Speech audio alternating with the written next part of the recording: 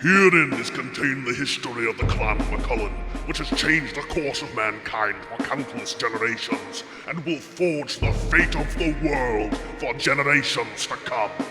Recorded herein are the glorious accomplishments of our ancestors, and the unjust punishments wrought upon us by those who covet our power.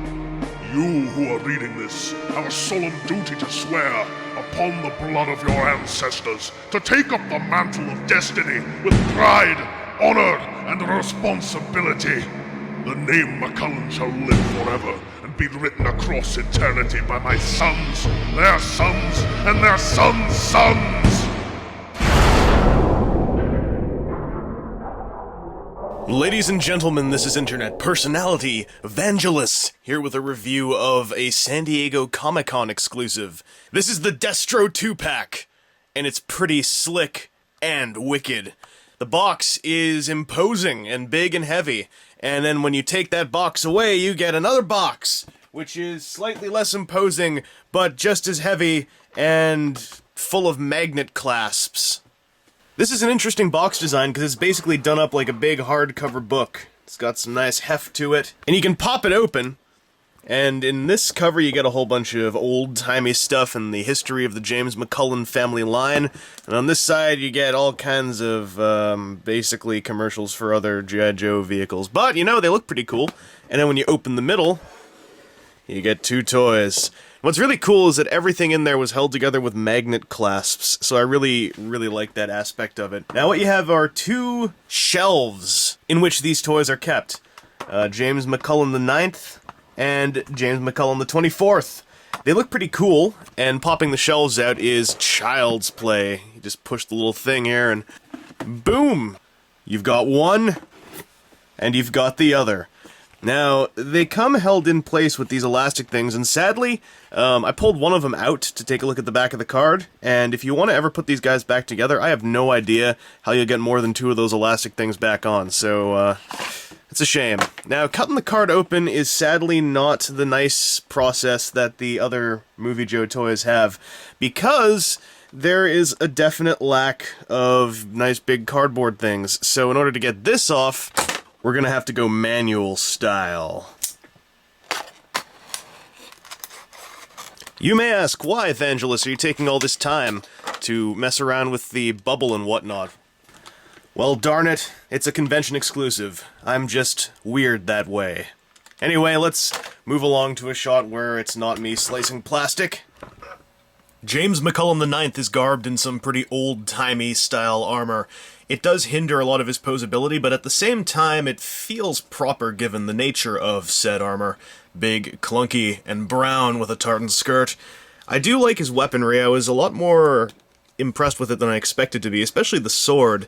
The grip is actually offset so that he can fit his hand inside the guard, and the little pistol, he can actually hold pretty well. He has a sculpted hand for this deal, although they gave him the separate trigger finger, but didn't actually put a hole in the trigger, so that's a little bit of a waste of time, but yeah, you know, I appreciate the effort.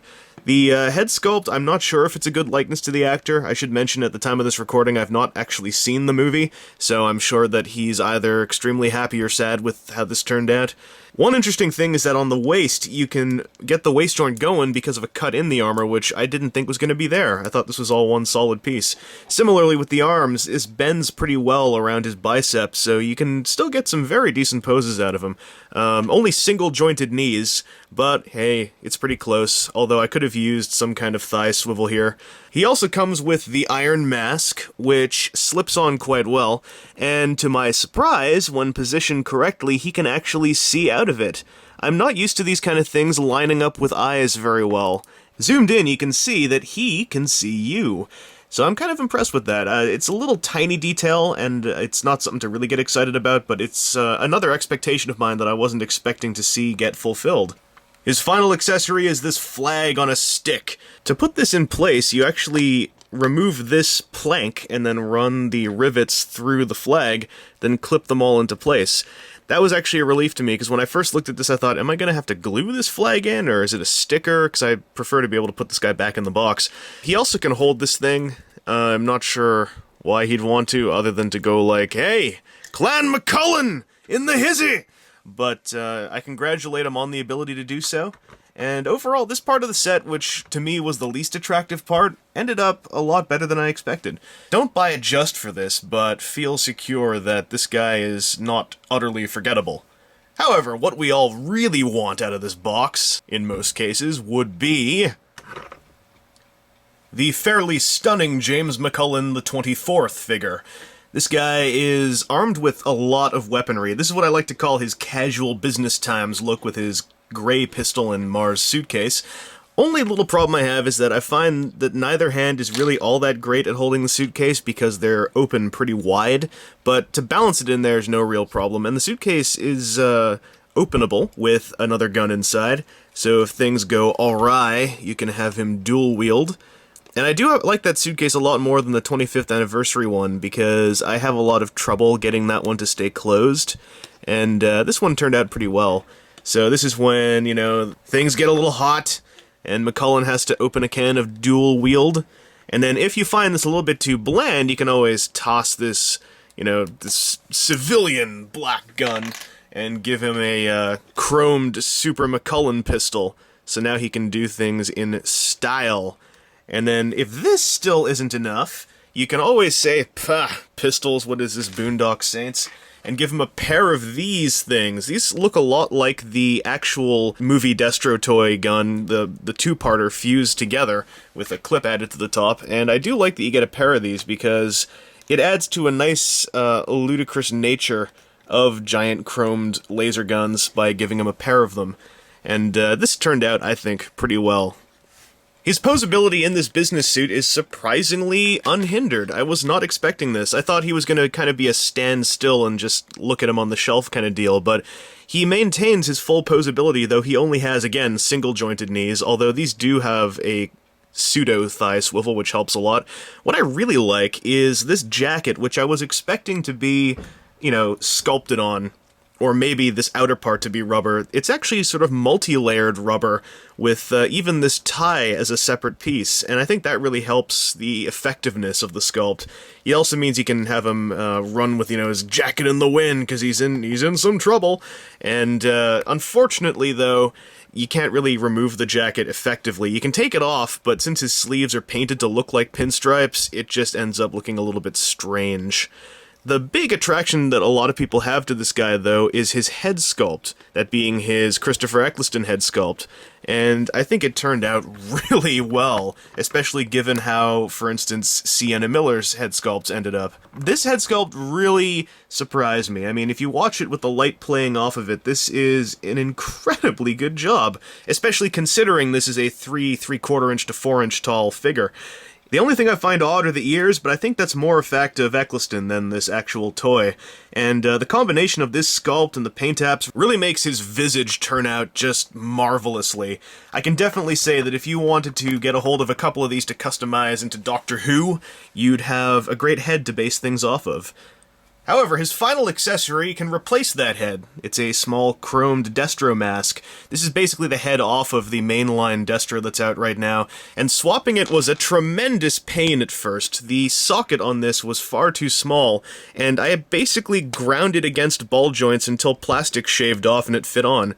That made me a little bit scared, seeing how it's made of vac metal chrome on the outside, but as you can see, the scuffing wasn't all that bad. And that's really my only worry, is pulling this head on and off could end up damaging it a bit. But my only other problem is that it feels a little bit small. It's not outright pea-headed, but in proportion to the rest of his body, it looks a little bit strange. It also doesn't help if you end up accidentally bunching his jacket up, because then his neck disappears. So, the thing I prefer doing with this head is doing a little bit of cross-mixery and bringing in the mainline Destro. Because if you do a little bit of swapping, you've now got something that can satisfy any chrome cranium fetish. This was very difficult for me to get on here at first, but now that I've got it on a couple times, it's on and off pretty fast, so I'd say just be a little bit careful with it, but don't be afraid to push a little bit hard. James McCullen XXIV was definitely the make or break of this set, and he has made it as far as I'm concerned. He turned out really well, and if you're after him, this is worth going for. So overall, When I think G.I. Joe, the first thing I want are good Destros, and this movie line is really delivered, especially in this exclusive set. I'd say this guy's definitely worth the asking price on HasbroToyShop.com, unless he's been AFA'd at this point.